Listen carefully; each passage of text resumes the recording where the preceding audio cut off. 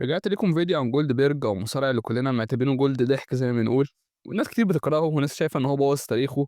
انا شخصيا كنت بحبه زمان وهقول لكم دلوقتي رايي فيه ايه.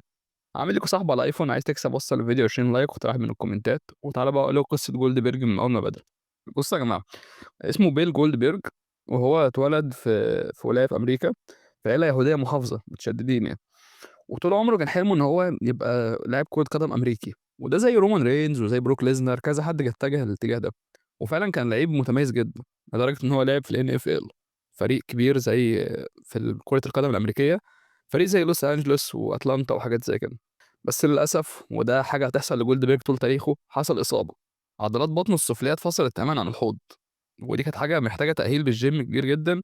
وهناك بقى بدأ السكه الجديده، اللي هو كان ربنا شايل له حاجه تانية يعني، زي المصارعه. ستينج بقى ولاكس لوجر، الناس دي كلها كانوا في الجيم هناك وقالوا له لازم تخش المجال ده وكده بسبب جسمك وعندك كاريزما وبتاع. هو اصلا ما كانش بيتابع مصارعه، بس دخل مدرسه الباور بلانت واتعلم الحركات العنيفه اللي هي بتميز البيج مان دي. وبدأ بقى حاجه غريبه جدا في اليو سي دبليو سي دبليو، ان هو عمل ستريك او سلسله انتصارات من سنه 97 لما بدأ، غير اسمه من بيل جولد لجولدبرج. وكان اول ماتش ليه ضد واحد اسمه هيو مورس، والجمهور انبهر قوي بالمصارع ده اللي هو جولدبرج. بدأ بقى السلسله بتاعته دي، اللي هو بيكسب اصلا المصارعين في دقيقه ودقيقتين سكواش. وكان عنده حركتين بس، سبير وجاك هامر. سبير ده اللي هو زي التاكل يعني من كره القدم، التاكلينج. والجاك هامر ده اللي هو الفينش. وليه على فكره في السلسله اللي هو قعدها ال 180 ماتش ولا 170 ماتش دول، في ماتش خسروا كده ما كانش مذاع، عشان يفضلوا محافظين على شركه ان هو البطل لا يهزم يعني. وفي سنه 98 كسب هالك هوجن في الليله التاريخيه قدام 40,000 مشجع وبقى بطل العالم. ووصل سلسلة الفوز دي ل108 فوز من غير ما يخسر. واتكسرت ضد مين بقى؟ ضد كيفن ناش. كيفن ناش كان بيلاعب جولدبرج، واتدخل سكوت هول كان مع كيفن ناش، وضرب جولدبرج بإلكتريك كهربي أو صاع كهربي. ودي كانت لحظة غيرت مسيرة جولدبرج للأبد. الناس فقدت المصداقية بتاعته أو الكريديبيليتي بتاعته. بدأ يحصل له بقى أزمات تانية، زي إن هو من الأسطورة بريت هارت كان بيلعبه، واللافندي جولدبرج ارتجل حركة كده على الهوا، كيك بشلوت برجله، فاداها له في وش بريت هارت في نص الماتش. جابت له ارتجاج في المخ وخلته يعتزل اصلا المصارعه. والناس كلها، ومفيش لقاء هتشوفه لبريت هارت الا وبيطلع يقول لك ايه: انا كان نفسي العب بروك ليزنر، جولدبرج ده بوظني، ويقعد يشتم فيه. والفكره ان جولدبرج بيقاوح، يعني جولدبرج بيقول لك انا ما كنتش اقصد، وهو يصيح بقى براحته وصياح طرب وحاجات زي كده. فدي كانت اول كارثه لجولدبرج، ان هو خلى بريت هارت يعتزل بحركه اصلا مش في السيناريو. تاني حاجه، حادثه الليموزين. في مشهد تمثيلي كده جولدبرج كسر ازاز العربيه بايده بدل ما يستخدم منصور حديد. فالحركه دي هو كان مصر يعملها بايده وكده عشان يبان قوي وبتاع. فللاسف ايده نزفت جدا لدرجه انه كان ممكن يخسر دراعه، اصلا كان دراعه يتبتر يعني. وليه حاجات تانية زي ان هو غير الشخصيه في اتحاد الدبليو سي دبليو، حاول يخليه شرير وكده. بس الفكره فشلت والجمهور ما كانش طايقه. مش طايقه يعني مكروه شاطر، لا، الجمهور ما بلعش جولدبرج الشرير يعني. الرحله بقى في الدبليو دبليو اي والعوده القويه. بعد ما الدبليو سي دبليو شطبت، جولدبرج قعد سنتين في البيت، كان بياخد مرتبه من الشركه القديمه قبل ما يروح الدبليو دبليو اي 2003. البدايه بقى كانت قويه جدا ضد ذا روك في الدبليو دبليو اي. قال لك احنا هنغير له شخصيته ونخليه يعمل فقرات كوميديه شويه، وده بوظ الموضه بتاعته يعني. وبعد كده دخل في صراع مع تريبل اتش وخسر الهيبه قدامه في ماتش المنشن تشامبر. والماتش ده على فكره يا جماعه انا شفته في ابتدائي على شريط فيديو ديسك كده. كان جولدبرج مرعب فيه بجد، كان بيخش يكسر زمان اصلا المنشن تشامبر كان ازاز بجد، كان او شبه الازاز الحقيقي مش زي البلاستيك بتاع النهارده. كان بيدخل بدماغه وهو فعلا عنيف جدا. في 2004 مشي من الاتحاد بعد ماتش ملوش لازمه ضد بروك ليزنر. الماتش ده كان معروف ان بروك هيمشي بعده وجولد هيمشي بعده. فاللي حصل ان الجمهور قال احنا مش طايقينكم، وفضلوا يستهجنوهم طول الماتش. فبعد الماتش بروك ليزنر راح رافع الصباع للجمهور يعني كنوع من الاسترياء عليهم. وبعد غياب 12 سنه جولدبرج رجع في 2016 والعالم اندهش حرفيا. كان وقتها بروك ليزنر بقاله مده بطل، فقلنا هيلاعب بقى بروك ليزنر وسرفايفر سيريز وبتاع، وبدانا اوحش فتره في تاريخ جولدبرج هي نوعيه الماتشات بتاعته. اللي حصل ان الماتش بدا، فبروك ليزنر اول حركه في اي ماتش بيشيله ويخبطه عند الكورنر، ده يدوله السبير ورا بعض ده. فجولدبرج راح زقه، فلسه بروك ليزنر يقوم خد سبير وجاك هامر وخسر في 60 80 ثانيه حاجه كده. والكلام ده كان قال لك ان بروك ليزنر كان موافق على الحكايه دي عشان جولدبرج يعني يظهر اكتر.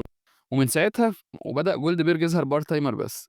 كان كل وجوده ايه في الحياه، في عصر المكمن تحديدا، يظهر يشوف مين اكبر نجم في الشركه، يخسّروا مصداقيته وحياته كلّها ويرجع تاني. فكان اختيار غبي جدًا. ف يعني ممكن تريبل اتش أحسن شوية إن هو بيدّي فرصة للشباب عن الأساطير. وبدأ النقاد يقول لك ده بياخد آخر مكان النجوم الحقيقيين وكده. ومن 2004 ل2016 بعد ماتش راس المنيا والحاجات اللي قلت لكم عليها، كان جولدبرج فتح جيم كده في فنون قتالية الام ام اي، وبقى هاوي تجميع عربيات كلاسيكية وحاجات زي كده، واشتغل في حماية حقوق الحيوان وبتاع. وكان راجع اصلا في 2016 بتاعت بروك ليزنر دي، كان عشان شخصية ابنه تحديدا يعني. جولدبرج قال لك انا رجعت عشان ابني ومراتي يشوفوني وانا بطل في الحلبة لأول مرة. وخد البطولة فعلا في 2017 لما كسب كيفن اوينز برضه في 22 ثانية، مع ان كيفن اوينز ده مصارع مهم. وخسر البطولة تاني قدام بروك ليزنر في رسلمانيا 33 في ماتش كان عبارة عن ضرب رايح جاي، بس كان أول مرة جولدبرج يتثبت نضيف يعني في تاريخه. وبعد الماتش ده طلع في برنامج رو وقال للجمهور نيفر سي نيفر، عمركم ما تقولوا أبدا عن إن هو يرجع تاني يعني. ومن 2018 ل 2022 بقى يظهر ضيف كده في ماتشات ضخمة زي ماتش ضد الأندرتيكر. وبعد كده في كارثة حصلت 2020 أو 2019، كان وقت الكورونا والحاجات دي، فزافين ظاهر، وزافين طبعا عارفين ان هو كان اعاده احياء لبري وايت وكده. فاللي حصل ان جولدبرج ظهر له، وبدا زافين يستفزه بقى في الشاشه وبتاع، ولقينا جولدبرج بيكسب زافين لاول مره، زافين يخسر برضه في دقيقه ونص حاجه كده. ماتش وحش جدا. فهو كل اللي بيعمله 3 4 سبير وفينش، وخد البطوله عنده 53 سنه. الفيديو ده من اكتر الفيديوهات اللي خد ديسلايك في تاريخ الشركه. وبرضه كان يطلع مثلا يلعب ناس زي درو ماكنتاير وبوبي لاشلي، وكان ماتش مع بوبي لاشلي ده يعني لحد ما مقبول، فاهم؟ كنا بنشوف خروج بره الكواليس والتكسير وبتاع. بس هو الشركه دايما بتحب جولدبرج بجد يعني، بيحطوه فوق حد زي بوبي لاشلي. بوبي لاشلي المفروض مضخم يعني. وبدا يقول لك بقى هوز نيكست دي تزيد معاه قوي. ولعب ماتش الكارثه طبعا مع اندرتيكر، ممكن حكيت لكم مره في فيديو. الماتش اصلا جولدبرج وهو داخل من الكواليس دماغه جابت دم، ودخل خبط في حاجه بقت نافوره دم. كان هيكسر رقبه اندرتيكر في الماتش، وتيكر نزل له توم ستون، دماغ جولدبرج نزلت على الارض، كان هيموت فيها. فالماتش كان كارثه، الماتش ده مصيبه بجد. وبعد كده جولدبرج اخر فتراته كان بعد 22 وفتره 2022 والسنين دي كان بيطلع مره كل سنه كده ولا حاجه، لحد ما قال جولدبرج انا هعتزل. فاختار مين؟ الليجند كيلر طبعا مفيش غيره، هو جونتر. جونتر طبعا كليجند كيلر مسك جولدبرج، لعبوا سوا ماتش موجود على القناه الدبليو دبليو اي كامل على فكره. الماتش كان تلت ساعه، انا شخصيا ما شفتوش وحش يعني. المهم الماتش حصل، وجولدبرج بدأ يطلع بره يكسر الحاجز، وجونتر شغال. وانا دايما بقول ان جونتر ما بيعملش ماتش بشع، هو يا اما متوسط يا اما جامد جدا حسب اللي قدامه. فكان ماتش مش بطال يعني، ولا احسن حاجه ولا اوحش حاجه. وبعد كده جولدبرج خسر من جونتر واستسلم. وبعدها قال خطبة الوداع، وهو بيقول خطبة الوداع الشركة ليها مدة معينة للعرض ساعتين، وفي فترة اعتزال سينا زودوا المدة دي تلت ساعة لجون سينا مخصوص. فاللي حصل ان جولدبرج بيقول الخطبة الدبليو دبليو قطعت البث عليه. فهو اتضايق جدا وقال لك يعني لو كان اندرتيكر ولا سينا كنت هتعملوا كده. بس ومسيرة جولد ضحك خلصت. انا بس مشكلتي مع ان هو رجع بوظ كل حاجه عن يعني، احنا جولدبرج ده من لعبه هير كام ذا بين، والفيديوهات اللي كنا بنشوفها زمان من ممدوح فرج والحاجات دي، كان قوه وكاريزما مش طبيعيه. فليه ترجع بقى ماتشات الثلاث دقايق والدقيقتين؟ ويا ريتك حتى بتخسر وانت بتكسب، فاهم؟ يعني حتى لما كان قلنا سبير ضد سبير، لما كان جولدبرج بطل بعد ما كسب فيند، كان هيلاعب رومان رينز. فرومان قال له انا هلاعبك الجاي وبتاع. بعد كده رومان بسبب كورونا والحاجات اللي كانت عنده دي ما لعبش الماتش، وبرون سترومان اللي ثبت جولدبرج في راس المال اللي هي من غير جمهور. فكان برضو يعني حتى ماتشه مع رومان رينز في كراون جول لما ايام البلاد لاين، الماتش ده انا مش عارف، حاسس ماتش عادي يعني، وجولدبرج استسلم في اخره. هو ممكن القرار الصح الوحيد ان جولدبرج خسر هنا، عشان رومان رينز اكيد ما كانش هيخسر من جولدبرج يعني. بس ده كان جولدبرج. وانا اعتقد هو كسب ذا فيند عشان الدبليو دبليو ما بتتحمسش للناس الظلاميه قوي.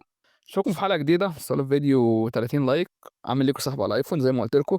يا جماعه اللي كان كاتب لي مش عارف ده شخص وشتم وقال لك مش عارف اصله بيضحك عليكم، لا يعني، بس هو كل قنوات المصارعه المشهوره دي بتعمل حاجه اسمها سحب اصلا؟ خلاص مفيش. هو انا مثلا لو قلت لكم سحب والفيديو زي الزفت، حد هيتفرج عشان السحب؟ ما يكتب كومنت ويطلع.